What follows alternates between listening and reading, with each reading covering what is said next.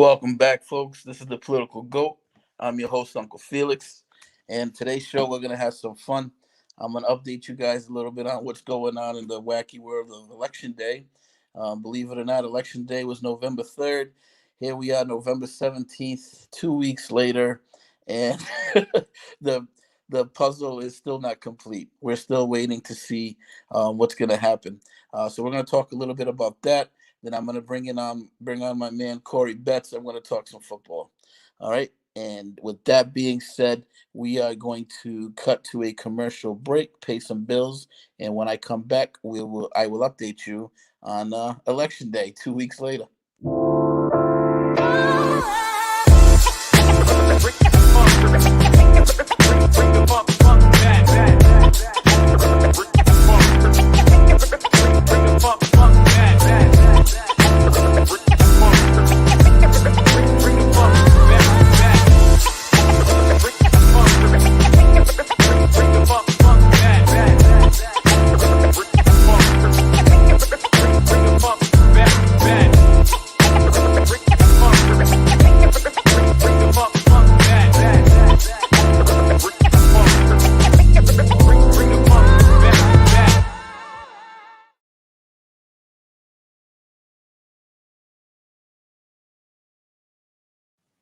Welcome back.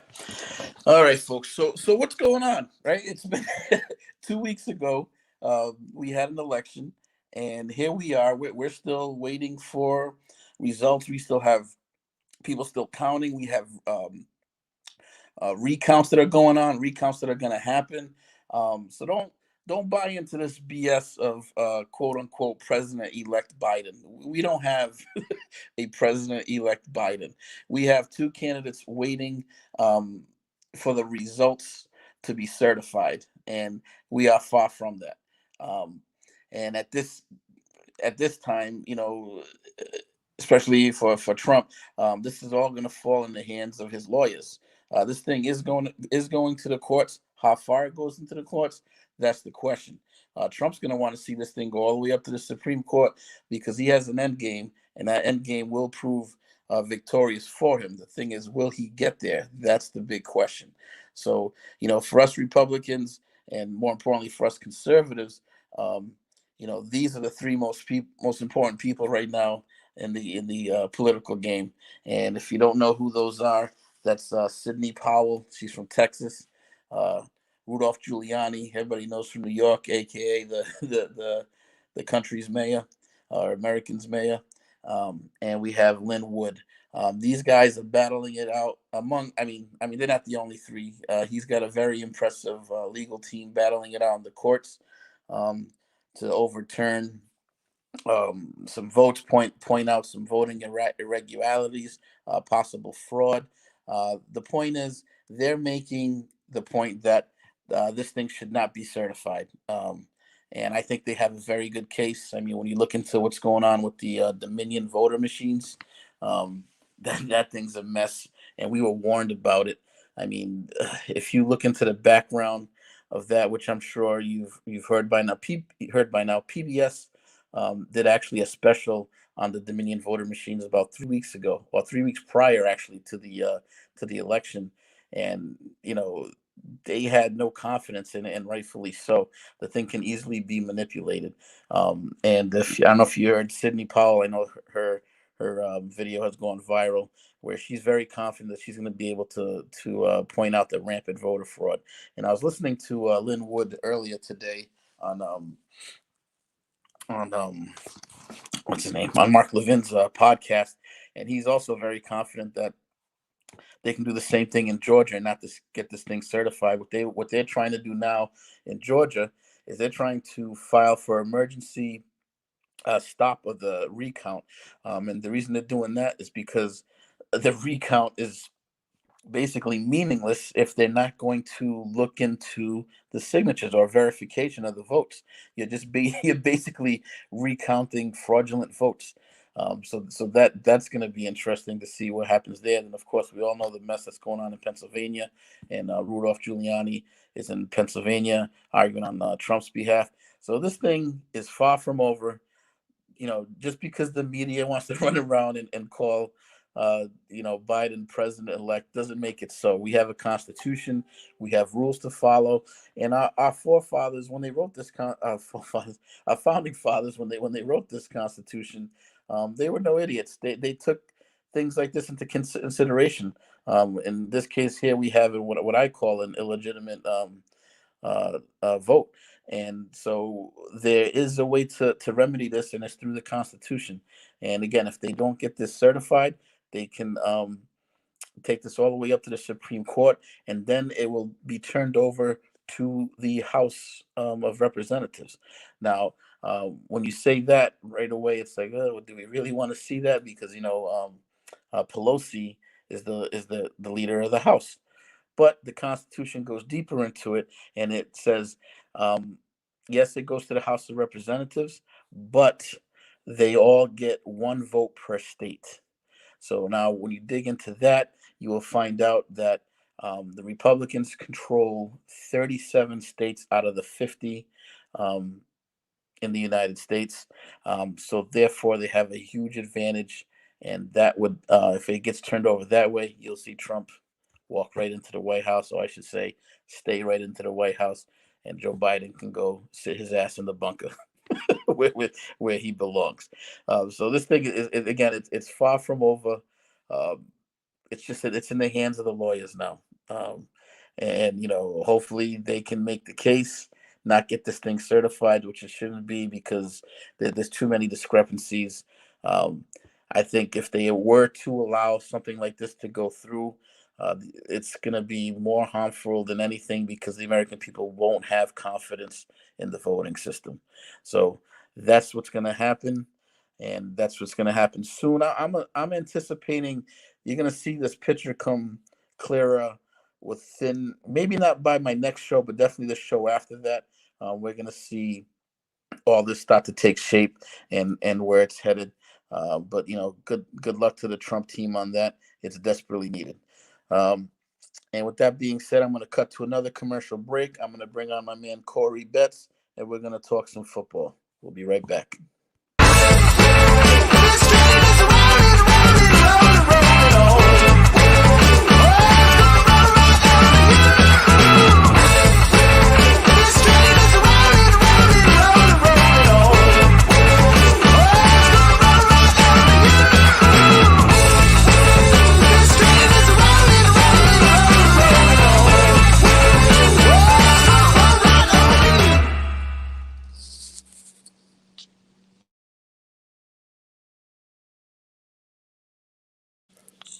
And we're back, and as promised, with my man Cory Bet. How's it going? It's good, Uncle Felix. It's good. How are you doing? Not bad, not bad. Actually, That's I'm good. sitting on top of the world football wise. I'm My about to squad, say. my squads are kicking ass and taking names. Notre Mm-hmm. Dame is sitting at, I believe, 8-0 now, or 7-0. I think Uh, 8-0. hey, you know, 8-0, and obviously my Pittsburgh Steelers sitting at 9-0. So uh, I don't know how it is to lose. I feel like a But Patriots fan right now. Back in. hey, actually, Patriots, you know what? Didn't look bad with that Woo! win over the Ravens. I didn't see that coming. Yeah, it was pouring down. Cats and dogs, man. They had kind of an advantage, I guess, for an underdog, but they pulled it out, man. I'm surprised, man. Good Yeah, for no, them. I give them a lot of credit for that, because it's not like Baltimore, is a team from out west, not used to Mm-hmm. that type of weather. They get the dirty weather too, so That is no true. no excuse for them. Both teams got to play on it. You know what I mean? I give them a lot of props for that. And I'll tell you now, I know they're 4-5. I just can't wait till they're mathematically eliminated, because I don't Oh, want my Steelers to do anything with the Patriots in the playoffs. Nothing. nah, I feel. But I tell you that win against Baltimore, though, shot their percentages up a whole lot, I think, to make it to the next level. So, yeah, it's Yeah, going to it be did. good to watch this, guys. Yeah, it did. But you know what? Before we get into any more of throughout the NFL, I'm gonna go into my NFL top five, Power Five this week, Mm-hmm. and here it is, folks. Who will be number one? Yeah, the Pittsburgh Steelers. Yeah, You they gotta rolling. love it. Pittsburgh at number one, sitting at 9-0, um, with a blowout win over Cincinnati. It was fun. The past 2 weeks in a row, it came down to the last play, ball thrown into the end zone. Defense had to make a play. So make a play. So this was nice to sit there and just watch the Steelers blow the doors off of Cincinnati, 36-10. Big Ben threw 4 TDs. They just dominated in all facets of the game, and more importantly, they welcomed Burrow to the to the NFC North. It's not going to be a picnic for him, that's for sure. And at number 2, we got the Chiefs sitting at 8-1. They had a bye week, but they're still arguably cream of the crop. We got Green Bay sitting at 7-2. I got them at number 3. They pulled off a 24-20 win over the Jags. Marquise Valdez-Scantling had a big game, 149 yards and a touchdown. Special teams kept it close for the Jags. I'm going to chalk this. Wasn't a great performance by any stretch for Green Bay, but sometimes you play down to your competition.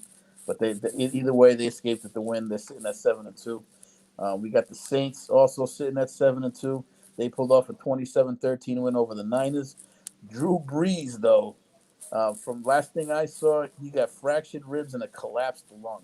So it's going to be interesting to see how that affects him, or how long he's going to be out for. But you know what? They got a capable backup in Winston there, so we'll see. The only thing with him, for every touchdown he's going to throw 2 picks. but at number 5, I think the surprise of the day yesterday was when the Cardinals knocked off the Bills. I mean, I was shocked. I remember peeking in on that game, and I saw the Bills were up handedly. I was like, that's kind of disappointing. I thought it'd be a closer game. And the next thing I know, Kyler Murray's heaving a Hail Mary into the end zone, and they're getting out of there with the W. I mean, that what a game that was. That's And great then, play. so that's my top 5. And then my 2 honorable mentions, I'm going to go with the Dolphins sitting at 6-3. Their winners are 5 in a row. And if you look at their schedule, their next 3 games are all very winnable. So this team could be 9-3, this time next month. And then we got the Bucks sitting at 7-3. Tom Brady just won't go away. But those are my picks for my Power 5. I like it. Yeah, not bad. All right, Corey. So you got your picks ready for this week? Oh, I do. I got some notes for each game. Nice. And for those of you that are keeping track, Corey was 1-1-1 last week. He took the Tampa Bay game, which was his big bet for 3K.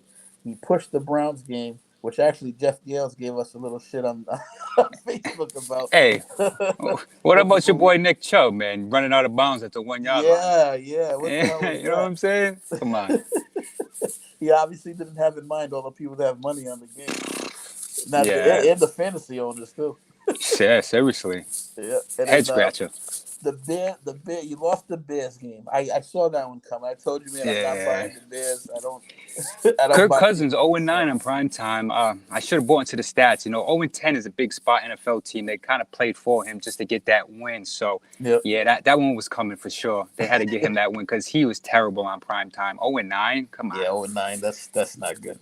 Yeah, But good for here him. we go. So, first game I have on the board for you is the Oh, here we go. Steelers versus the Jags. Hey, you pretty much touched it on your Power 5 top team in the NFL right now. Not much notes coming in for Jacksonville side. They still got some injuries. Their starting quarterback, Minshew's out with a thumb injury. They had the backup quarterback, the rookie. He stepped in. They're kind of average right now. The receiver, Chenault's out with a hamstring injury. So, same old Jacksonville. But the only notes I got for Pittsburgh is my boy, Coach Mike Tomlin, addresses the speculation on this game, talk about might be a trap game for these boys. He says we're not a Big Ten team playing a MAC team opponent. He's not into the trap game discussion, so he sounds like he's getting his troops ready for battle. This team's too hot, so I'm going to take the -10 with Pittsburgh. It's my first time picking them for this, so let's see if they can. You better not be jinxing my team. Yeah, here we go. So, But I mean, now I think it's like it's almost as a coach when your team, they're sitting at 9-0. I mean, it's still way early to talk undefeated, but they definitely have the talent to do it. So yeah, now defense. it's almost, as a coach, you got to stop playing those mind games because there are those trap games, and you got to be careful of your players. Buying the hype. Believing their own press clippings. You know what I mean? because any NFL game, I mean, earlier I talked about Green Bay. Green Bay struggled against the Jags. They had no Yeah. business struggling against the Jags. You know what I Yep. mean? At the end of the day, they're all professionals. They all go to work. They all practice. You know what I mean? And So they're getting any paid. any win, I mean, I know as fans, we take it for granted, but any win's a big win in the NFL. There's no such thing as an easy win. You know Any what I mean? given Sunday. Unless you're playing the Jets. All right, so let's go. Let's move on to game number two. We got the Packers versus Ooh. the Colts. This is a good one. Got a lot of notes for this one, especially on the Indiana side. Um, their defense is top. It's a top five defense. They rank fourth in points allowed this season. They're first in allowing yards per carry, and they're first against the opponent passer rating. So Aaron Rodgers is going to have his hands full this coming up week. Mm-hmm. But Green Bay's hot too. They won their last 4 out of 5 road games. Aaron Rodgers threw for about 2,500 yards on the road, about 26 touchdowns compared to 3 intos. So that's compared now to Rivers, who's thrown about 11 touchdowns to 7 intos at home. Indy is 3 out of 4 at home. This is going to be a good one, but there's certain spots I don't refuse. And given Aaron Rodgers 3 points, I'm going to take it, especially in this game. So I'm going to take Green Bay. I think it's 2.5, but I think they're going to win the game. So give me that one. So Green Bay definitely is coming on top with this one. I'm looking at the notes now. Yeah, I mean, Indianapolis lost to Cleveland, Jacksonville, and Baltimore. I'd say Baltimore is the best loss out of that one, but Cleveland and Jacksonville I'm not impressed with. So you got Aaron Rodgers, like you said, in your top 5. What are they, 7-2? I'll take that. I'll take that record with the points, just like the Saints versus Tampa back in the day. So Yeah, Green Bay just has so much firepower every week. Like I said, this week it was Marquise Valdez-Scantling who stepped up with 149 yards.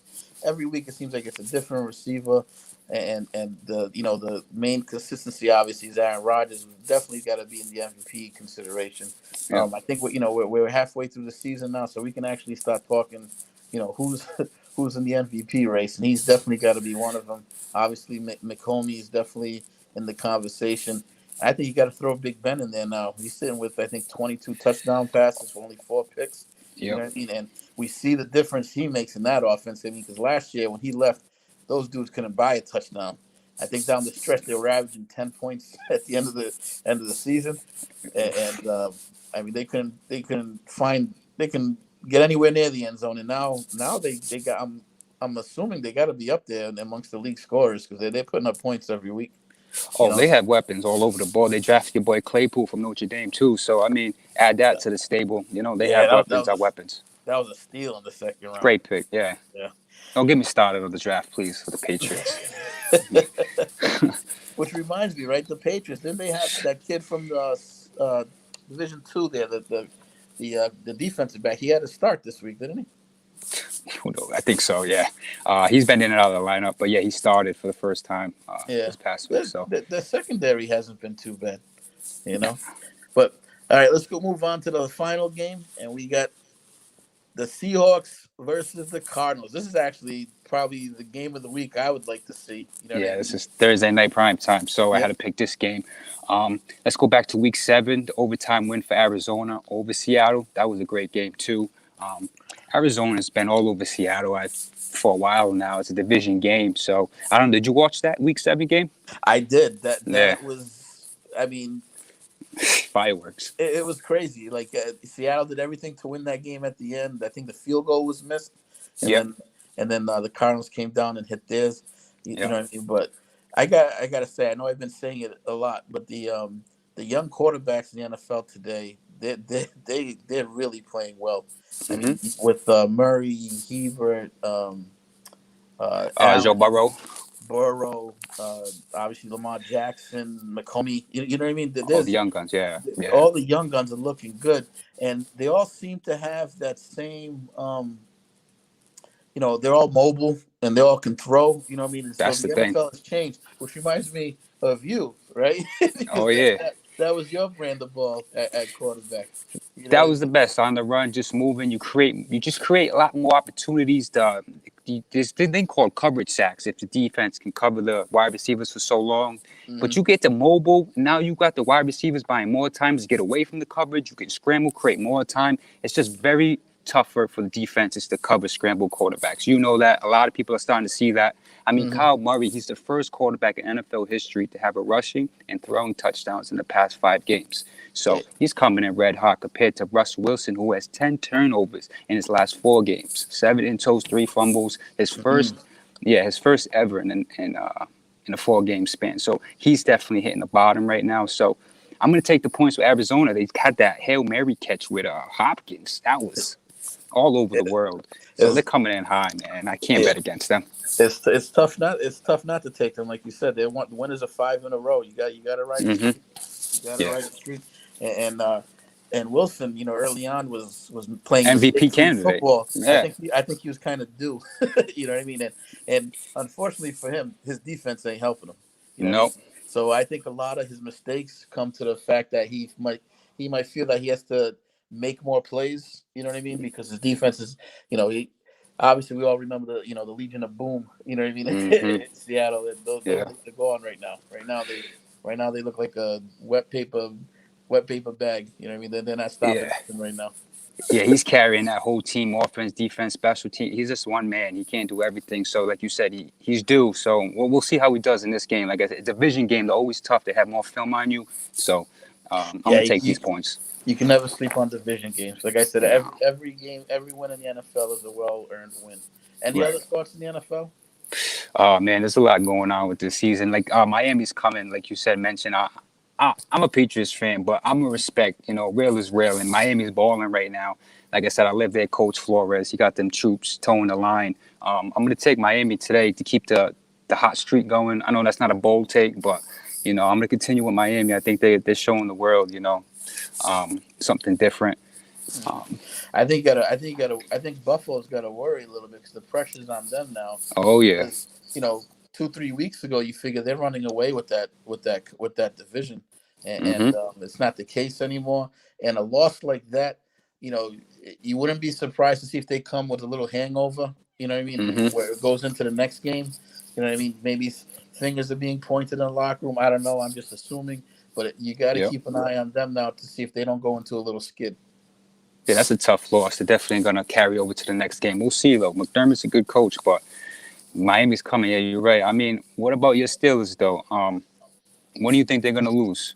And the schedule? Any tough opponents coming up you worried about? Well, I worry about every division game. You know what I mean? And Right. the next toughest one is on Thanksgiving. They're playing the Ravens on Thanksgiving, and the Yeah. Ravens are going to be hungry. At the very least, it's a physical game between those two all the time. You know what I mean? So you always Always. got to worry. You always got to worry about getting out of the game healthy when those two play, and I don't see anything being different there. Which is another reason why I really wish, and I hope it, knock on wood, I hope it doesn't come back to haunt the Steelers. I really wish they would go out and get a good backup quarterback. You know what I mean? Because as of right now, Mm. God forbid if Ben goes down, Mason Rudolph, I know he's a Trump guy, but he's not the answer. I mean, he came No. in. He came into the game, because obviously the Steelers were blowing out the team, so he came in the game. He got his little reps there, but as soon as he came in the game, I just don't have any confidence in the guy. You know what I mean? Like what I would love to see, I would trade a third round draft pick as I'd go that high and go get Ryan Fitzpatrick from the Dolphins. You know what I mean? Just to sit there on the Yep. bench. God forbid he's your insurance policy. He's not bad, and he's going to have a Super Bowl caliber defense to help him. You know what I mean? Because all we need, even last year when we were struggling to score 10 points a game, we almost made the playoffs. You know what I mean? Hmm. Without Big Ben, and I don't know. Is Rudolph going to do anything different this year? I don't think so. I think he's awful. I think No, so. he's all done. Yeah. But I That's always really been wish. the Steelers' Achilles heel Yeah, as a backup. I really wish they would do something about that. You know, but and yeah. Oh, where'd you go, buddy? Technical difficulties. Looks like Cory Bet has been dropped. Oh no. Well, anyway, I was about to I was about to segue out of that anyway, and call it a day here. Um, Hope you enjoyed the show. I hope you come back next week. We'll see what else is going on in the world of politics. Hopefully, this pitch is going to become a little more clear as the days go on and the weeks go on. December 14th is coming up, which is when the electoral colleges are supposed to vote. So hopefully we have some type of answer, or we're headed to some type of answer anyway. Again, don't buy into this BS of President-elect Biden. Just because CNN, MSNBC, even Fox News, you know, just because they want to call him president-elect, let them call him president-elect. It means nothing. It means nothing, especially to those of us who believe and adhere to the Constitution. That crap means nothing. And we're not out of this. It's in the hands of the lawyers. Let them do their job, and we'll see where the chips fall. All right. That being said, everybody have a great week. Go Steelers, and I'll see you next week. God bless.